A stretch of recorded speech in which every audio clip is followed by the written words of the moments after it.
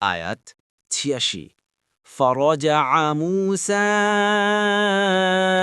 إلى قومه غضبان أسفا قال يا قوم ألم يعدكم ربكم وعدا حسنا أفقال عليكم العهد أم أردتم أن يحل عليكم غضب من ربكم فأخلفتم موعدي অনুবাদ অতপর মুসা তার সম্প্রদায়ের কাছে ফিরে গেলেন ক্রুদ্ধ ও ক্ষুব্ধ হয়ে। ১ তিনি বললেন, হে আমার সম্প্রদায়, তোমাদের রব কি তোমাদেরকে এক উত্তম প্রতিশ্রুতি দেননি? ২ তবে কি প্রতিশ্রুতিকাল তোমাদের কাছে সুদীর্ঘ হয়েছে? ৩ না তোমরা চেয়েছ তোমাদের প্রতি আপতিত হোক তোমাদের রবের ক্রোধ? ৪ যে কারণে তোমরা আমাকে দেয়া অঙ্গীকার ভঙ্গ করলে? ৫ তাফসির ১ নং ফুটনোটের বিবরণ। এই বাক্য থেকে বোঝা যাচ্ছে নিজ সম্প্রদায়কে পেছনে রেখে মুসা আলাইহিসসালাম আল্লাহর সাথে মুলাকাতের আগ্রহের আতিশয্যে আগে চলে গিয়েছিলেন। তুরের ডান পাশে যেখানকার ওয়াদা বনি ইসরায়েলদের সাথে করা হয়েছিল সেখানে তখনও কাফেলা পৌঁছাতে পারেনি। ততক্ষণ মুসা একাই রওনা হয়ে আল্লাহর সামনে হাজিরা দিলেন।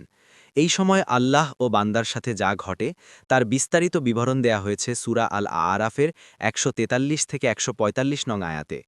মুসার আল্লাহর সাক্ষাৎ জানানো এবং আল্লাহর কথা বলা যে আপনি আমাকে দেখতে পারবেন না, তারপর আল্লাহর একটি পাহাড়ের উপর সামান্য তাজাল্লি নিক্ষেপ করে তাকে ভেঙে গুঁড়ো করে দেয়া এবং মুসার বেহুশ হয়ে পড়ে যাওয়া, তারপর পাথরের তখতিতে লেখা বিধান লাভ করা, এসব সেই সময়েরই ঘটনা।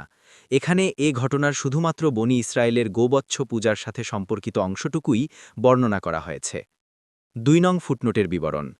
এর দুটি অর্থ হতে পারে। ১ ভালো ওয়াদা করেননি, ও হতে পারে তখন অর্থ হবে তোমাদেরকে শরীয়ত ও আনুগত্যনামা দেবার যে ওয়াদা করা হয়েছিল তোমাদের মতে তা কি কোনো কল্যাণ ও হিতসাধনের ওয়াদা ছিল না? মূলত এই ওয়াদার জন্যই তিনি বনি ইসরায়েলকে নিয়ে তুর পর্বতের দক্ষিণ পার্শ্বে রওনা হয়েছিলেন। সেখানে পৌঁছার পর আল্লাহর পক্ষ থেকে তাওরাত লাভের কথা ছিল। বলা বাহুল্য, তাওরাত লাভ করলে বনি ইসরায়েলের দুনিয়া ও আখেরাতের মঙ্গল এসে যেত। দ্বিতীয় অর্থ হচ্ছে, আজ পর্যন্ত তোমাদের রব তোমাদের সাথে যেসব কল্যাণের ওয়াদা করেছেন তার সবই তোমরা লাভ করতে থেকেছ। তোমাদের নিরাপদে মিশর থেকে বের করেছেন, দাসত্বমুক্ত করেছেন, তোমাদের শত্রুকে তছনছ করে দিয়েছেন। তোমাদের জন্য তাই মরুময় ও পার্বত্য অঞ্চলে ছায়া ও খাদ্যের ব্যবস্থা করে দিয়েছেন।